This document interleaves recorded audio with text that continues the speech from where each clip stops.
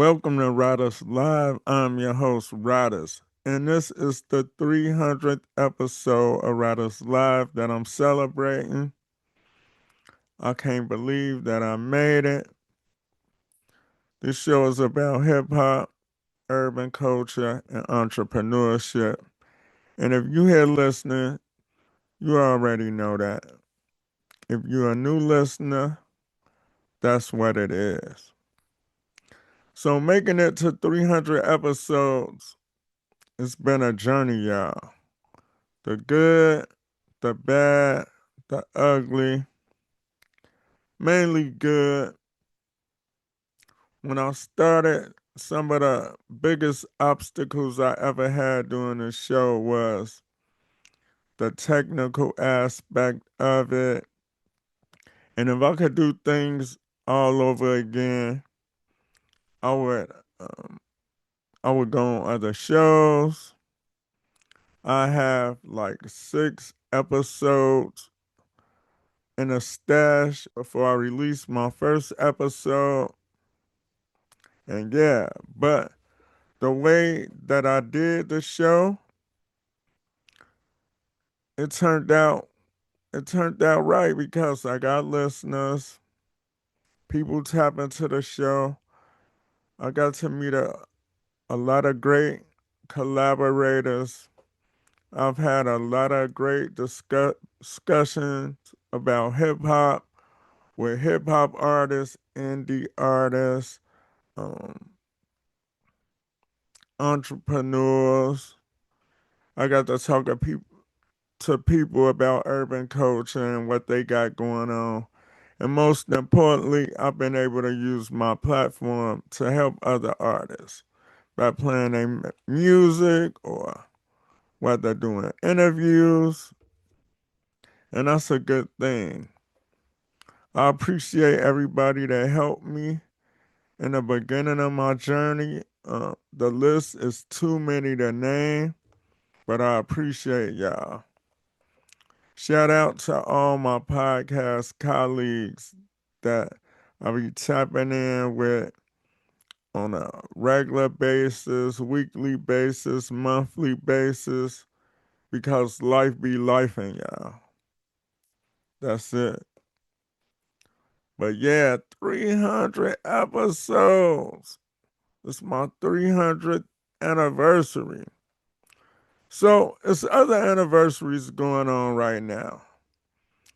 And I want to talk about the 30-year anniversary of the most popular one right now is Reasonable Doubt. And you can't mention Reasonable Doubt without mentioning Illmatic. At least that's what I think.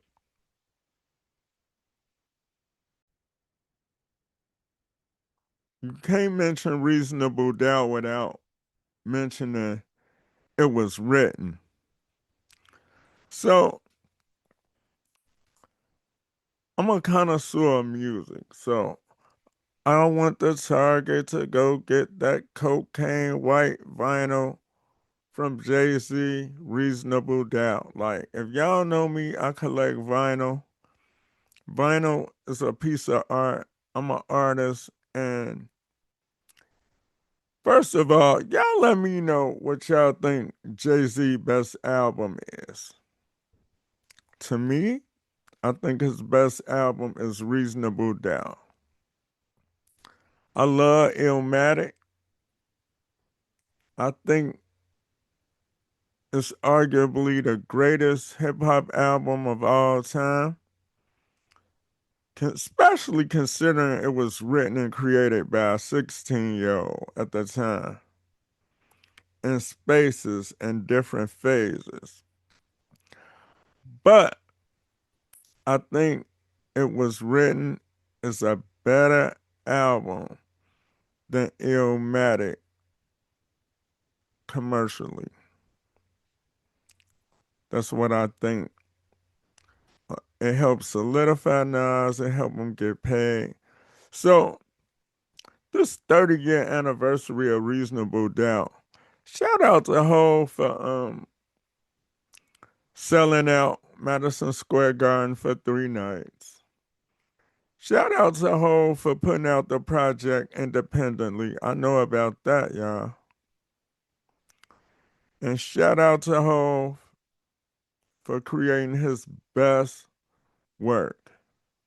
You know, I don't think he was going in the studio doing a Rain Man thing when he made Reasonable Doubt, because the albums sound different from Reasonable Doubt to his last album, which is 444. I like Jay-Z catalog. It's good. I like Nas catalog as well, and he's still doing it. If you ask me who got the better catalog, we all know it's up to opinion and all of that, but I think Nas got the better catalog because he's more creative. That's just my opinion. But this episode ain't to pit Jay-Z against Nas or Nas against Hov. I'm not talking about if Reasonable Doubt is better than it was written. It's just to celebrate my 300th episode and celebrate the 30-year anniversaries of both of those albums. But I'm going to rewind it back in a time machine. When Reasonable Doubt came out, nobody was checking for Jay-Z. I was outside.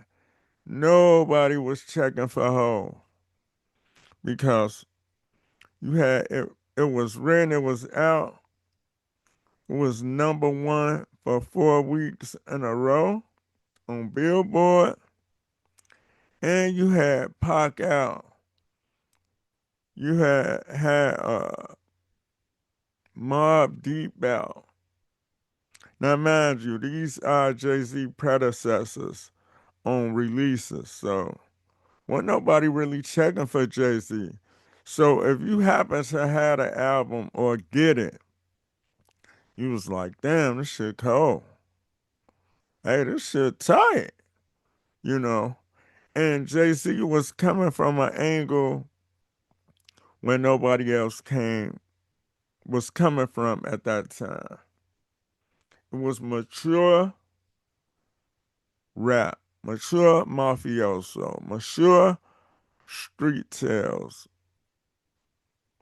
You know, he taught you about the consequences of hustling. And at that time, it never been done. He talked about those nights when you can't sleep and God is in your conscience about some things that you've been through. He talked about that. So some of those personal moments that he incorporated in his album makes Reasonable Doubt his best album. Politics as Usual, The Evils, Regrets, all of these songs, 22 Twos. I could go on and on and on. And most importantly, you can't knock the hustle and Dead Presidents. Come on, y'all. So it's good to revisit Reasonable Doubt. It's good to revisit It Was Written. It's good that these artists can capitalize off of their first works, considering that in this music industry, they have blocked many avenues of getting money and coming out with new releases. So if you're looking to get signed to a major label or something like that, if you ain't getting off your ass making some shit shake, pause. Ain't nothing gonna happen. And then the main, the main, the main antagonist against music today It's AI. You could go in AI and type the lyrics, put your voice in, have AI make the beat, have AI do the rhyme for you. Shout out to all you offbeat rhymers. They done developed something to help you get your shit together.